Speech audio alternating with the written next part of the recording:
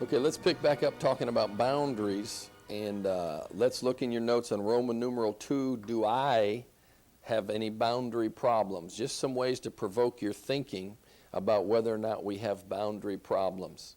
Let me just read you a couple of things, just a few summarized little situations, and you tell me if, or you just kind of feel whether or not these people have any boundary issues to deal with. The wife of a drug addict tries desperately to help him by making excuses for him. She finds a job because he wastes so much money on pills. Inside, she's furious, but outwardly she smiles and denies there's a problem. Any boundary issues there? One of the things with boundary, remember, what's the key word with boundaries? Responsibility. What responsibility is all about is if I sow the seed, I reap the deed, or I pay for what I do. The problem with boundary conflicts and boundary blurriness is one person does the deed, the other one pays for it. And some of us are raised in homes to where we feel at home. Remember the whole thing about feeling at home? We feel at home cleaning up other people's messes. And that's an indication of a boundary problem. All right, here's another one. A business executive pours his life into his job while he neglects his family. He receives promotion after promotion as he hopes to prove to his parents that he's worthy of their respect. Are there any boundary problems there? Where is he supposed to get his sense of respect from? From God, who's in his circle with him. Not from his parents. Now, it would be nice if they blessed him. You know, we hear so much about the blessing. It'd be nice to get the blessing from our parents. But I refuse to live the rest of my life seeking something I'm never going to get. I've ministered to people who are caught in some sort of dysfunctional cycle with a parent because the parent was driven and critical or whatever. And the parent, no matter what you ever did, it wasn't quite good enough. Well, I've seen people that, as crazy as it sounds, one of the breakthrough moments in their life was when they were able to look at that relationship and say to themselves, I will never hear this parent say, well done. I will never get their total approval. Now, not getting that parent's total approval, who does that say the most about? That parent, not this person. The parent's the one with the problem. Why let that person's problem become mine? So I can choose inside my boundaries to no longer make them responsible for me feeling good about myself. You follow me? All right, an elderly widow whose husband was addicted to prescription drugs and committed suicide expects her children to provide for her every need. They do. But she still nags them constantly, and none of them is happy. Any boundary problems? How many of you know that chances are this elderly widow and her addicted husband have already put these children through enough already? But she still expects them, again, remember the key word, responsibility. Everybody expects everybody else to take care of my stuff. That's one of the key thoughts with this whole issue of boundaries. Let's do one that's not so intense. I'm from a family that has weight issues. I'm one of 7 kids. My dad's passed away now, but my mother's still alive. Everybody in my family fights weight. So I fight weight. I mean, I just have made up my mind I'm going to fight it till the day you throw dirt on me. I'm going to fight putting on weight. I mean, I can look at food and it seems like I put on weight.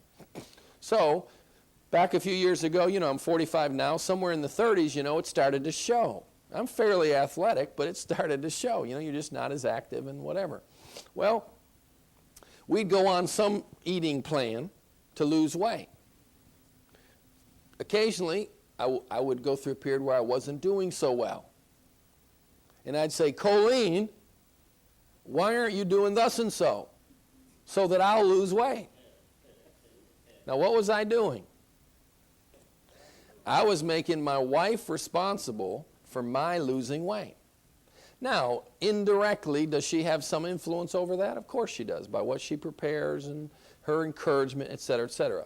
But is it really going to work very well and keep for peaceful harmony stuff going on in the home if I make her responsible for my weight? No. So we've learned, see, there's lots of little wrinkles to this whole issue. You know, in my pastoring, my people are not responsible for me feeling good about myself. I believe ministry is when you minister to the other person's need at your expense.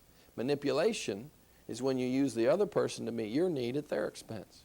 Well, I found that my first few years of ministry, probably not few, my first several years of ministry, I was more manipulating than ministering because I needed them to think well of me.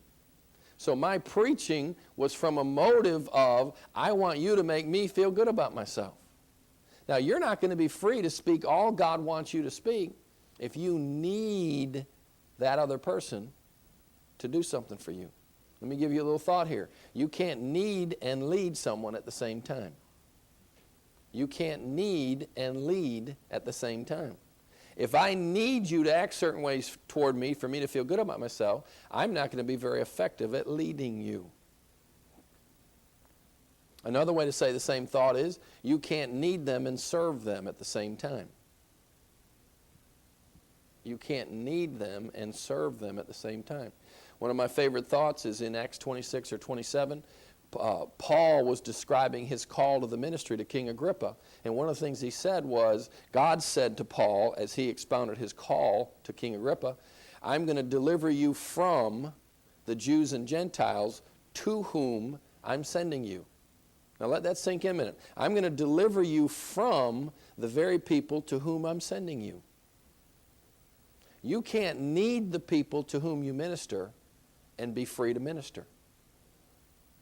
I believe one of the ways to have insight and direction into what you're called to be and do is, what has God delivered you from?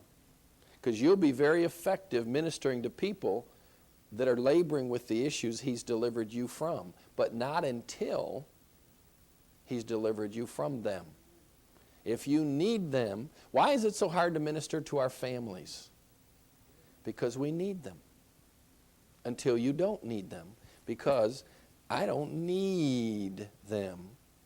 I like it when my kids are nice to me. I like it when my wife's nice to me, but I don't need them to be nice to me for me to feel good about myself. Why?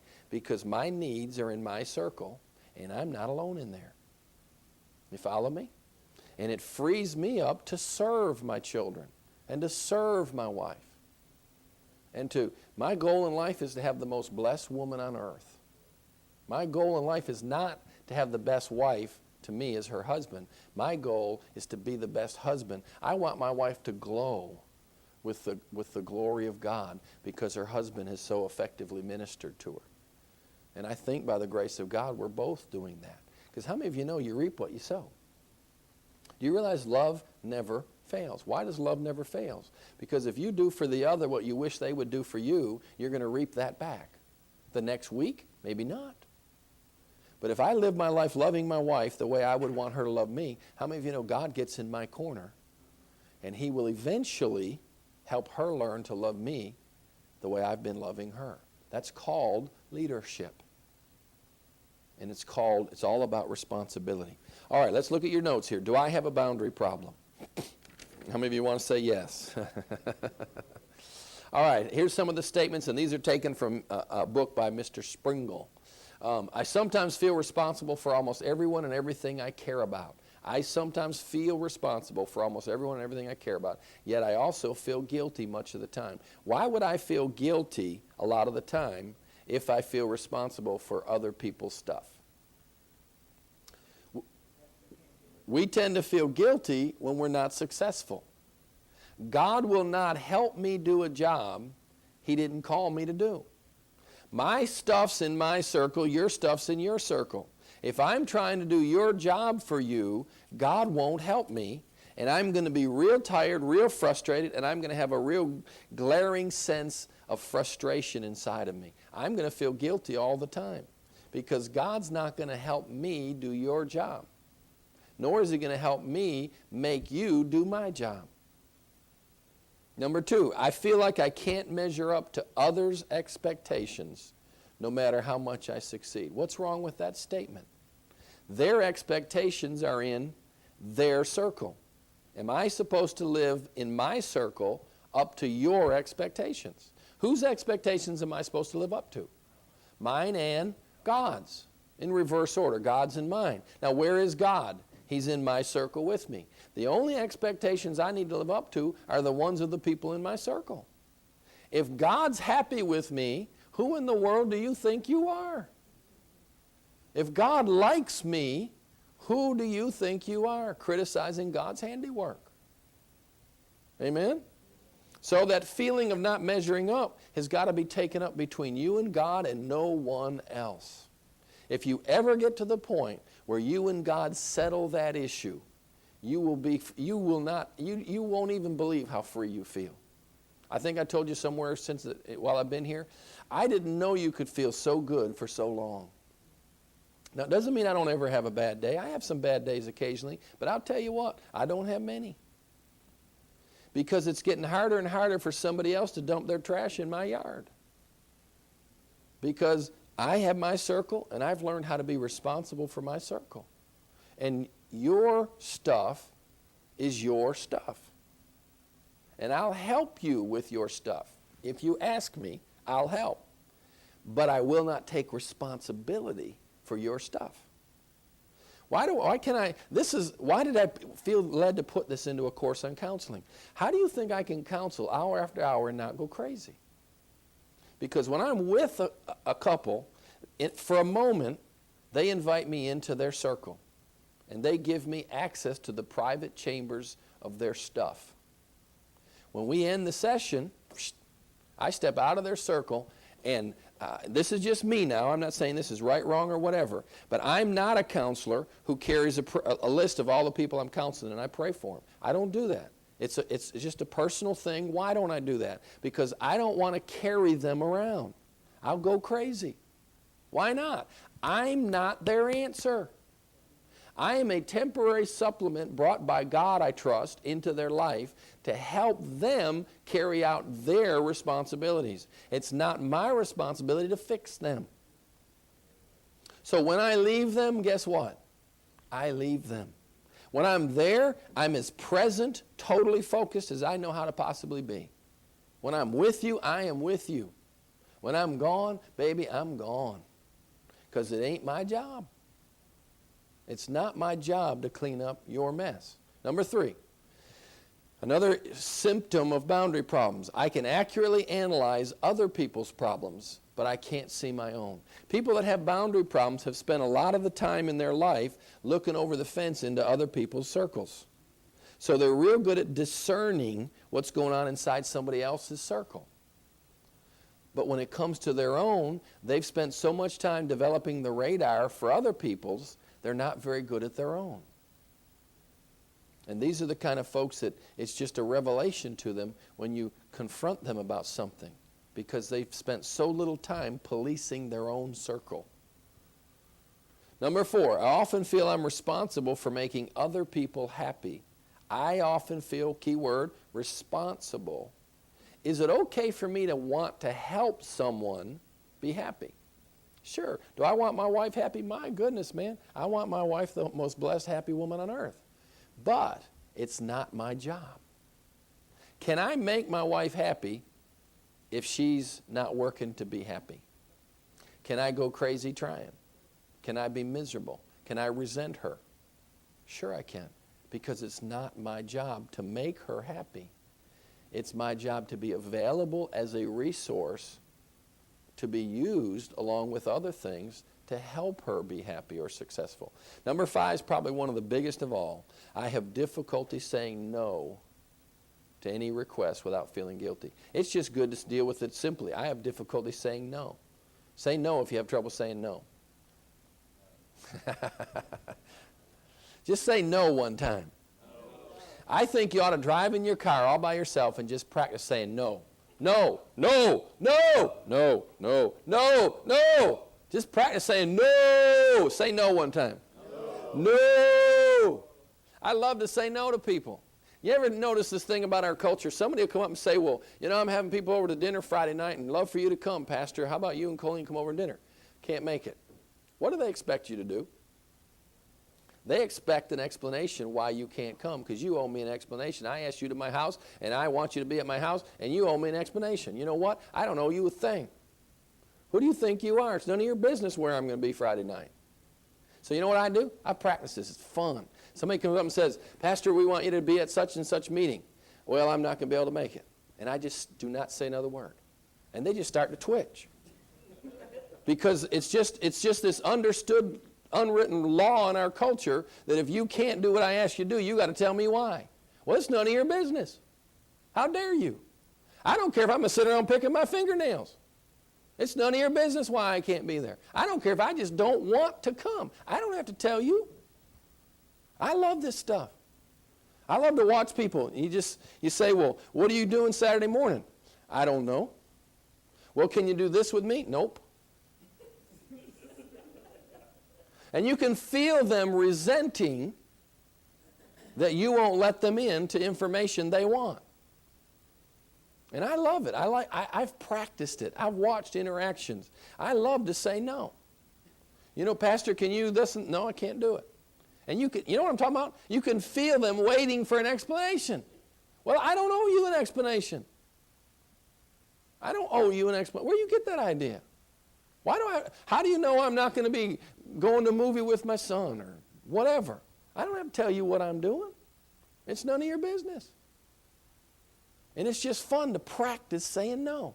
Remember we talked about revisiting is the third stage of experiential remapping. Man, get alone and practice saying no. If you've got someone in your life that's very hard to say no to, practice. Practice. Get off by yourself, picture a situation in which it's hard, and practice saying no. No, darling, I'm not going to do that. Well, why not? Well, I just don't want to. Well, how dare you not want to? Now think about that statement. How dare you not want to? Where's my want to? In my circle. How dare you tell me what I ought to want to do? Because my want to is my want to, and your want to is your want to. Now, if I love you and I respect you, I'll let you have your own want to. Amen? So you ought to practice saying no. It can be fun. When you start messing with this, it's fun. To just say no to people and watch them, they start getting weird on you. And they just expect you. Number one, they expect you to not be able to say no. And number two, how many of you know salesmen build entire billion-dollar strategies training salespeople on the basic premise that you don't like saying no? And they build their whole strategy on it. Well, get good at saying no. No is a wonderful, powerful word. No and yes are the two of the most powerful words in the English language. I believe the two most powerful words in the whole entire English language when put together are yes, Lord. The two most powerful words in the English language are yes, Lord, when you use them together. Wouldn't it be great if that's the word that emanated out of our spirit 99.9% of the time? Yes, Lord. And we lived out of that spirit. But how many of you know when it says submit to God, resist the devil, we're supposed to say yes, Lord, and no devil, devil, no, no, no, no, no, no. We got to get good at saying no. It's a boundary thing. All right, another symptom of boundary problems is I'm an emotional extremist. Life is either wonderful or awful. Why would somebody with boundary problems be an emotional extremist? If my weather is dependent on so many other people, I'm not in control of it. So it goes up and down depending how the people around me are acting. So people with boundary problems tend to be emotional extremists.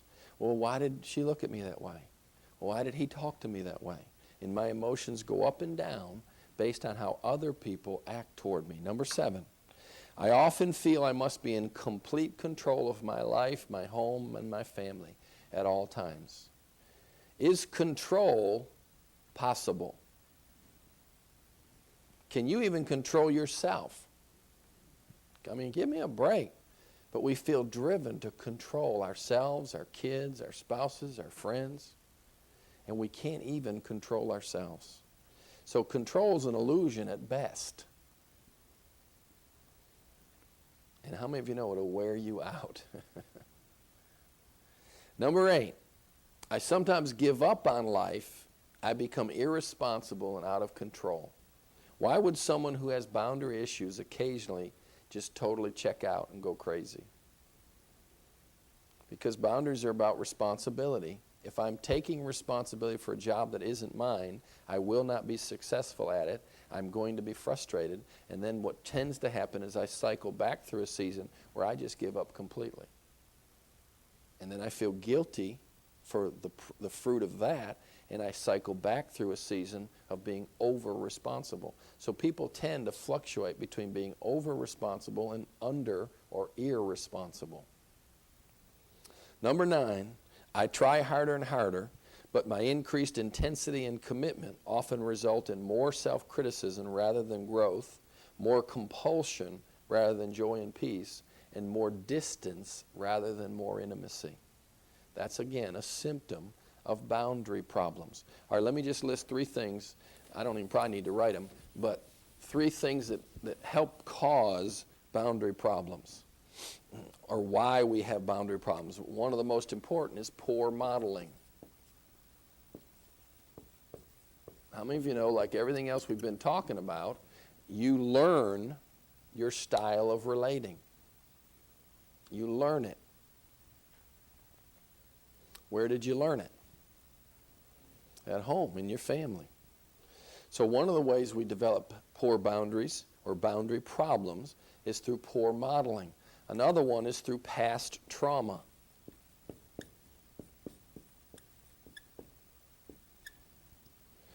When we're traumatized, that means somebody else has violated our boundaries. Well, we tend to, depending on particularly how early in life it happens, we can acquire a mentality that I don't deserve to be protected. Or we just have not developed the muscles. How many of you know it takes effort? It takes force, if you'll allow me, to define and defend our boundaries. Well, when we crash through and violate people's boundaries early in life, either with words, physically, sexually, or in any way, that person tends to limp on in life with ineffective boundaries. Why do people that were violated early in life tend to be violated more as life progresses?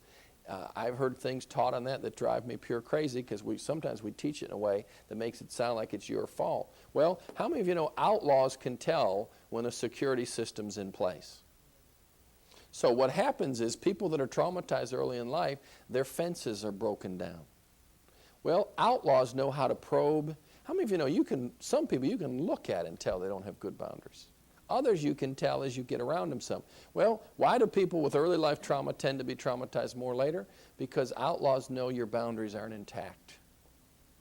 And outlaws are cowards. And they seek out people that do not have the ability yet to defend themselves.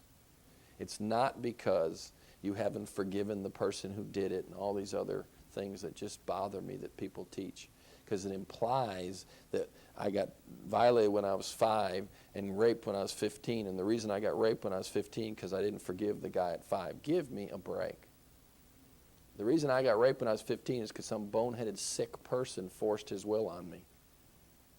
It wasn't my fault. You follow me? It was the fault of the people around me for not helping me learn how to define and defend my boundaries. It's about boundaries. And we live in an outlaw culture. Why is the world such a mess? Because the inmates are running the prison.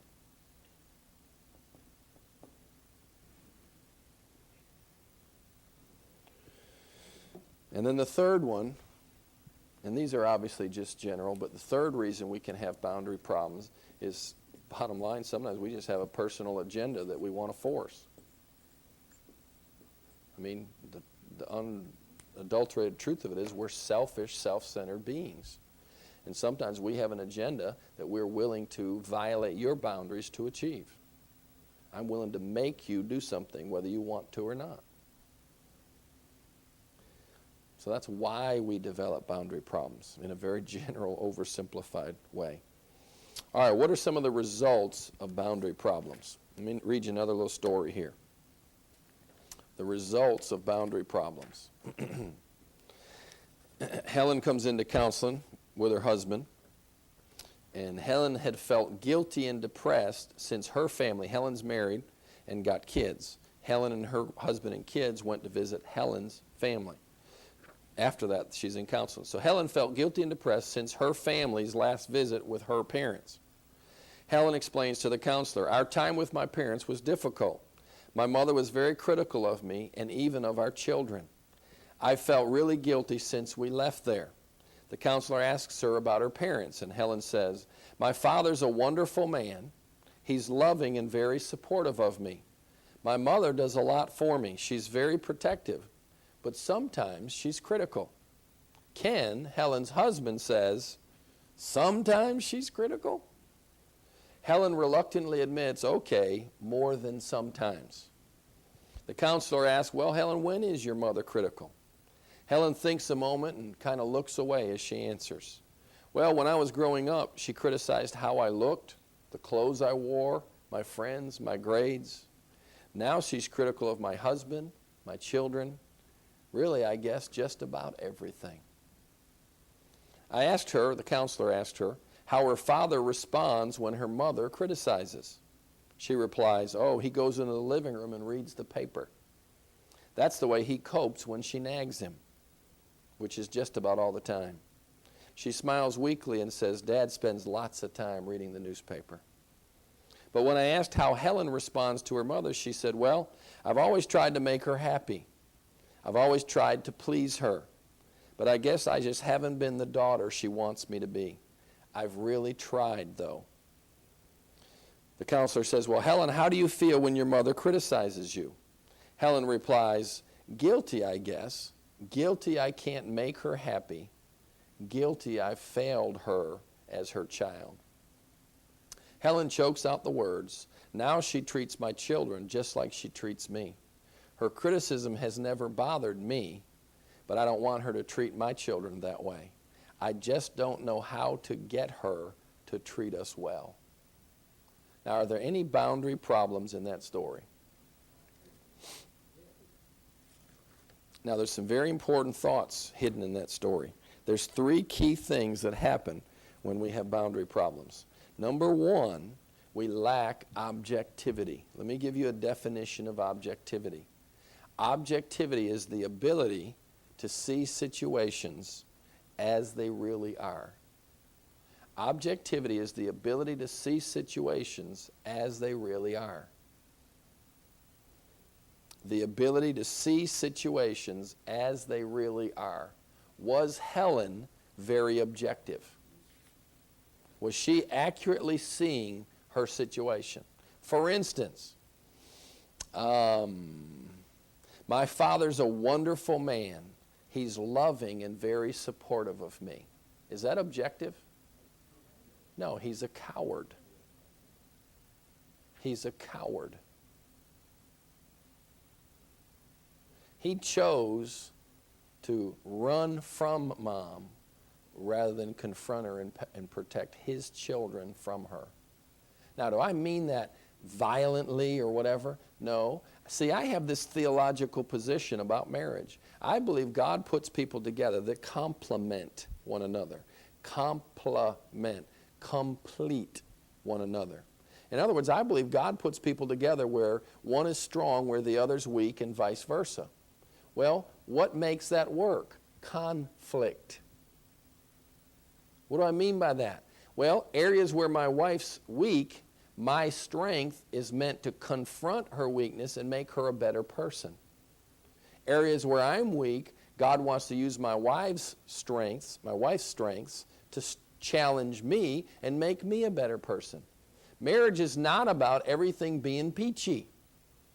Marriage is a laboratory to make you more like Jesus. Well, what God intends to happen is for this wonderful man to take his wife aside privately early in this wonderful lady's life and say, "Darling, don't speak to our daughter that way." "Well, who do you think you are?" "I'm her father. And if you want to fuss, you better fuss with me. Don't talk to my daughter like that." Now, should you really say it like that? I hope not. But if you have to, you have to. Because you want to shake her. Because who is she probably talking to her daughter like? Probably somebody, mom or dad, talked to her that way. And she thinks it's normal. She probably doesn't even realize she's doing it. So this husband's got the guts to put his arm around his wife privately and say, darling, do you hear what you just said to our child? No, what did I say? You just said thus and so. No, I didn't. Yes, you did. Oh, my goodness. That's how my dad used to speak to me. And I hated it. Well, darling, you just did it to our daughter. Well, will you help me stop? Now, does it always go that sweetly? No. Do I care? No. I don't care if it goes sweetly. You don't give a one life. Bang around, duke it out. Not literally. Conflict's a way of life. Conflict is a way of life. You live in a fallen world, darlings. Good things don't just happen. You got to make them happen. The flesh does not give up its habits easily. So this lady lacked objectivity. She was not able to see situations as they really are. She didn't see her dad accurately. Did she see herself accurately? One time later she said, well, my mom's criticism never really bothered me. Duh, wait just a minute here. Is that accurate, objective? No. Her mom's criticism ripped her guts out.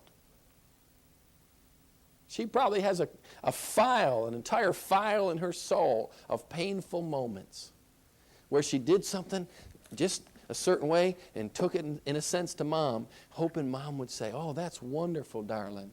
And her heart broke as her mom said, well, why'd you do that color? Or you dress yourself, come out of the room, and the first thing your parent says, what are you wearing those color socks for? You don't really want to wear that dress, do you? Well, why do you think I put it on? Now, we don't mean to do that. But we hurt little spirits when we say some of the things we say to them. Amen? So the number one thing is we lack objectivity, the ability to see things as they really are. Do we need help regaining our objectivity? Almost always. I personally believe that's one of the reasons God ordained marriage. I believe under the best of circumstances, and I realize that's not always the case, but under the best of circumstances, a marriage is a place where you're supposed to be completely safe to share whatever you're thinking or feeling, and you help each other find your blind spots. Everyone has blind spots. Everyone. All right, the second thing that happens when we have inappropriate or unhealthy boundaries is a warped sense of responsibility. Now, what's the key word with boundaries? Responsibility. Well, what happens when we have boundary problems is we have a warped sense of who's responsible for what. All right? Now, what tends to happen when we have a warped sense of responsibility is three things. There's a progression. We enable others' irresponsibility. When we have a warped sense of responsibility, we enable others' irresponsibility. Does that make sense? In other words, I'm going to do your job for you so you don't have to do it. But then, because we're expending our energy enabling your irresponsibility, the second thing that happens is we neglect ourselves. I'm so busy doing your job for you, I don't do my job.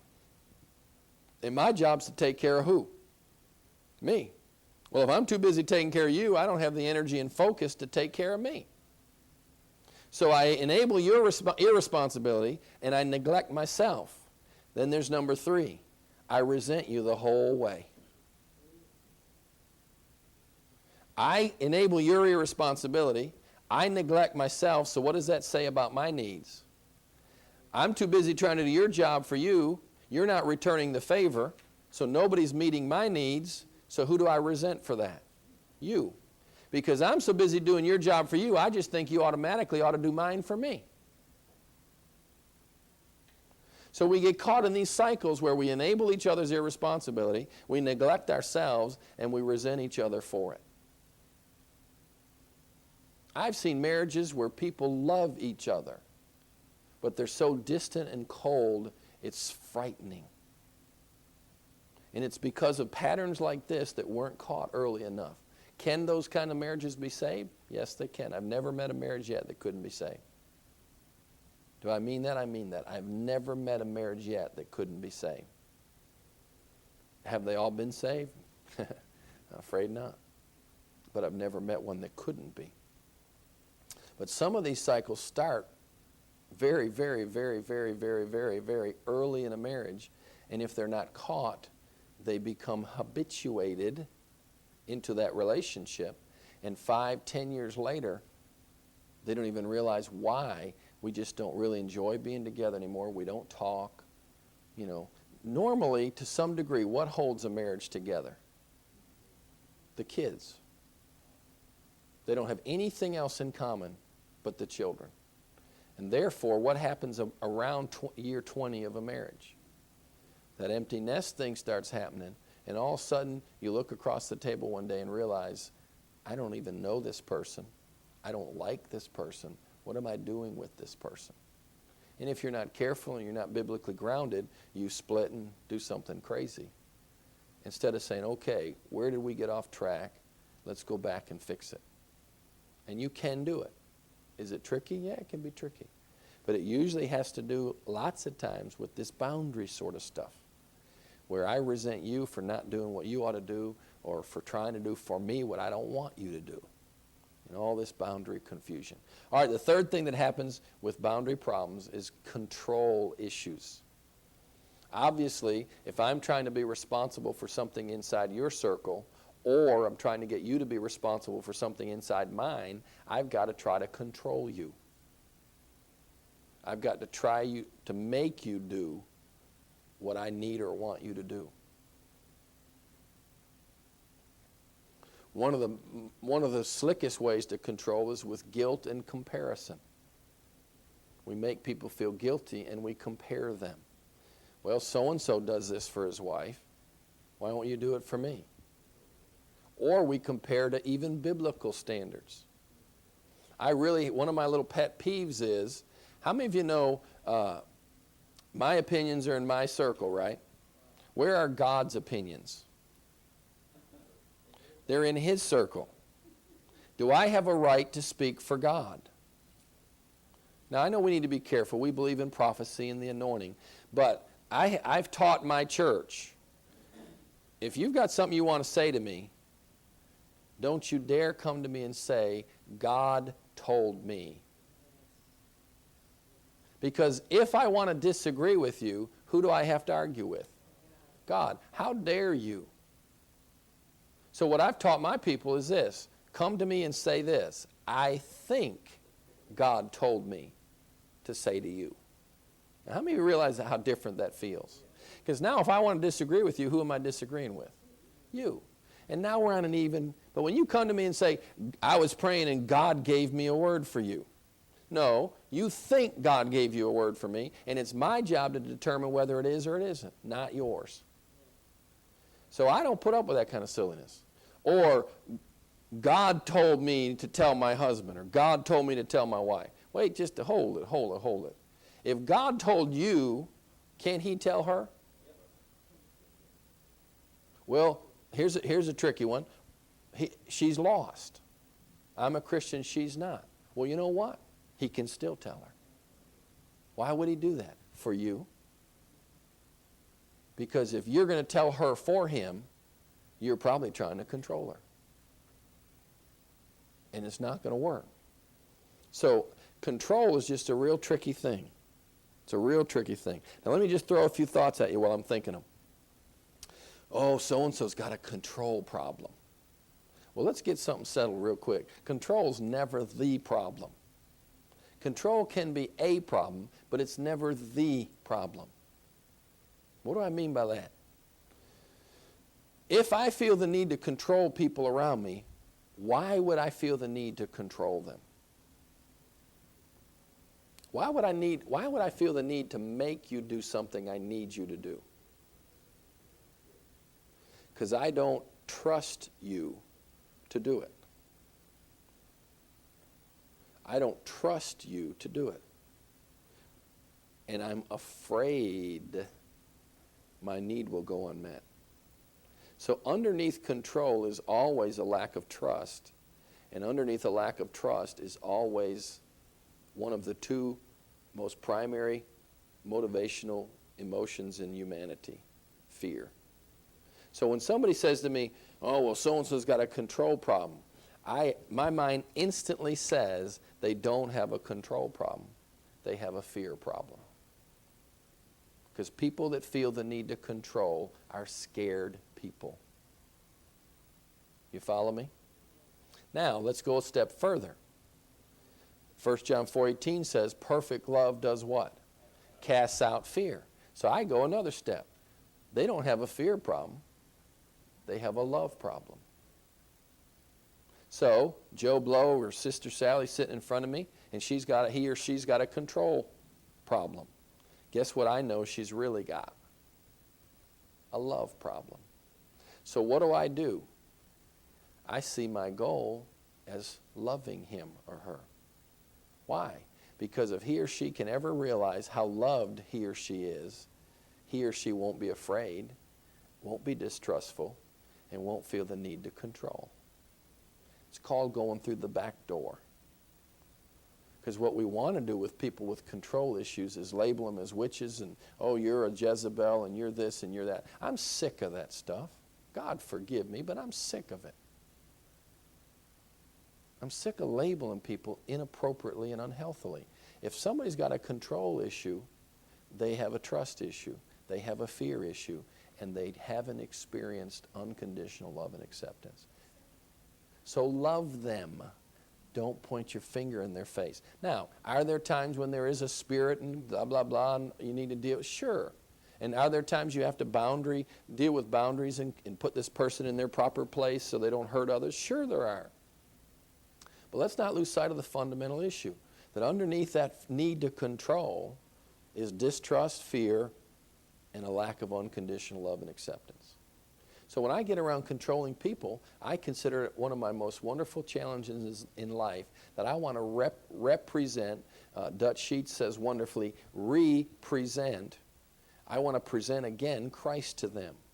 What does that mean? I want them to feel loved. In all their very uncomfortable, unpleasant behavior, I want them to feel loved. Say amen if I'm making sense. All right, change the way you define and defend your boundaries. I need a couple of volunteers, man and a woman if possible. Somebody want to come up here and help me? Man and a woman. Come on, we're going to get you on camera. Forever you're going to be on camera. Let's see, stand over here and let's stand over here. Let's see, you need the crutches because it's always the man that's the meanie. Not really. All right, let me read you a little story here. Jane came into therapy because she was having panic attacks. Her husband's increased drinking was causing problems in the home. She tried to be loving and supportive, but it was doing no good. It was only making things worse. She began to read some books on setting limits on abusive behavior and how to not be an enabler. She realized that she had to say no to his behavior, and at times that meant leaving him alone when he was on a binge. However, when she began to put limits on his behavior, she experienced these bouts of severe panic. She felt as if she were falling into a hole. She shook and felt terror. She felt as if some awful loneliness was going to swallow her up. As she began to understand herself better, she found that she didn't have very good bonding inside of her, which is why she was attracted to him in the first place, I might add. She was isolated internally.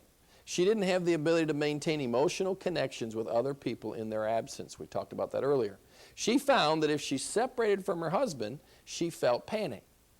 But if she stuck to him, she enabled his abusive behavior. She was in what's called a double bind. That's when you can't win, seemingly, either way you go. They literally can't live with the person and they can't live without him. They can't live with him because of the abuse. They can't live without him because of the isolation. All right, now let's play with this a minute. Who's responsible for his abusive behavior? He is. Now be careful with this question. Who's responsible for the pain that was caused, past tense, that was caused to this woman by his behavior? Now, I'm going to split hairs here. Initially, he's responsible for hurting her. He sinned, and that sin hurt her. Now here's where your answer steps in. Who's responsible for how long she continues to hurt? Because her pain's now where? In her circle. His sin's in whose circle?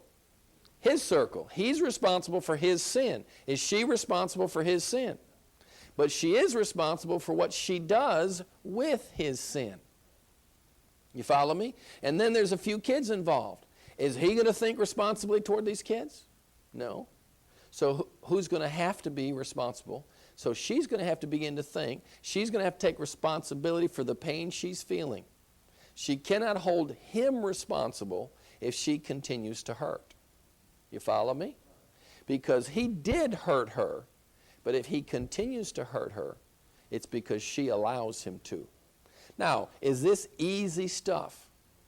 No. Frequently, the body of Christ is not prepared to help her. What's one of the biggest challenges she's going to face? Probably money. See, we forget it.